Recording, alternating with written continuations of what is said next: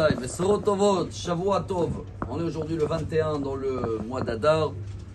Et on est dans la paracha de Shemini, qu'elle parle du 8e jour. Nous aussi, dans 8 jours, on rentre dans veille de Rosh Chodesh Nissan. Les courses, la course et les cours aussi commencent en ce moment. Aujourd'hui, c'est l'Iloula d'un grand rabbin qui s'appelait Rabbi Elimelech de Lijensk. Je ne sais pas si ça vous dit quelque chose. C'est une ville en Maroc. Je plaisante bien sûr, quelque part en Pologne. Son nom de famille, c'est Weisselblum. Et pourquoi c'est important de parler de ce grand rabbin aujourd'hui? Déjà décédé il y a 250 ans, 1787.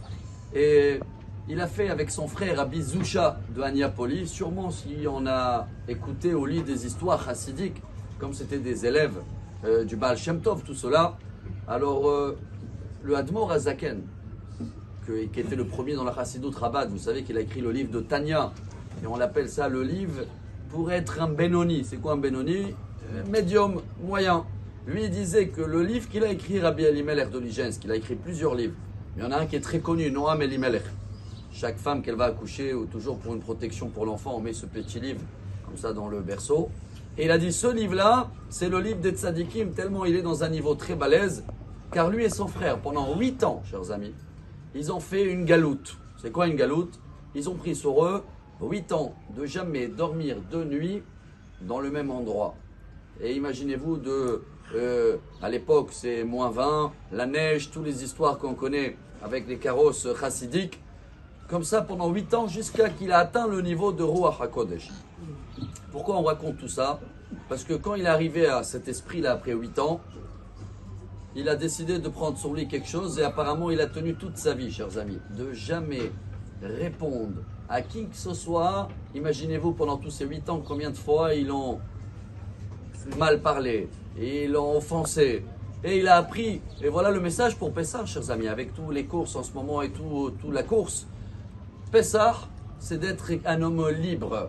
C'est quoi libre? Bene Horin, c'est quelqu'un qui sait que, combien de fois on a dit, il n'y a pas besoin d'utiliser Churchill ou des autres noms pour nous dire que autour de nous, il y a toujours de l'eau qu'elle veut faire noyer le bateau. Churchill a utilisé le chien, il a raison, il a dit, tu as une destination, tu as un chemin, tu veux être libre, voilà, si tu t'arrêtes sur n'importe quel chien qui aboie pour le jeter une pierre, tu vas jamais arriver à la destination.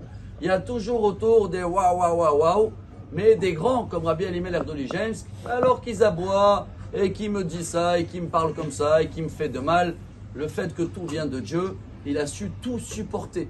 Quelqu'un qui sait supporter des choses comme ça, en sachant que chaque fois que quelqu'un il t'a mal parlé ou il t'a fait de mal, peut-être il nous a économisé 2 semaines de plâtre, va savoir. Et lui, il a su ça, chers amis.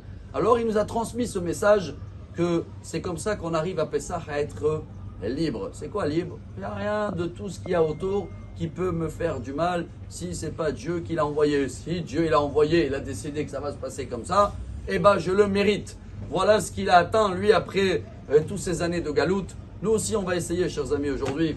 Ceux-là qui veulent allumer une bougie pour lui, très bien, il a dit, chacun qui raconte aujourd'hui les 3 histoires, mais on n'a pas le temps là dans les 3 minutes, mais ceux-là qui veulent faire des devoirs, cherchez les 3 histoires qu'il a écrites justement avant Pessah, des histoires avec celui-là qui n'avait pas du tout de l'argent, et il avait une auberge, etc. Et à la fin, ils ont jeté le singe. Vous connaissez l'histoire avec toutes les pièces? C'est juste pour que vous regardiez que quoi qu'il arrive, Pessah c'est la fête des Mouna, quand on sait que tout vient de Dieu, et on accepte tout, alors Bezrat Hashem, on est sûr, cette année, avec tout ce qui se passe autour et chacun ce qui traverse, de Bezrat Hashem avoir une délivrance d'esprit, avec une année remplie de santé et tout le reste c'est du bonus. Shavua Tov, Amar Rabbi Elazar.